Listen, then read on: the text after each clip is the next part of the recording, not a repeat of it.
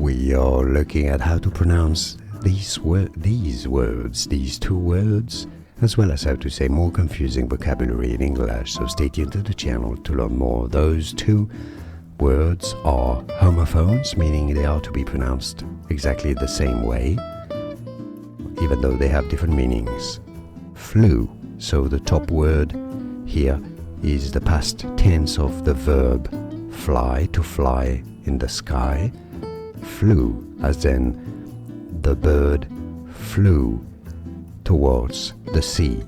Now the bottom word is the name of a viral disease, a seasonal viral disease.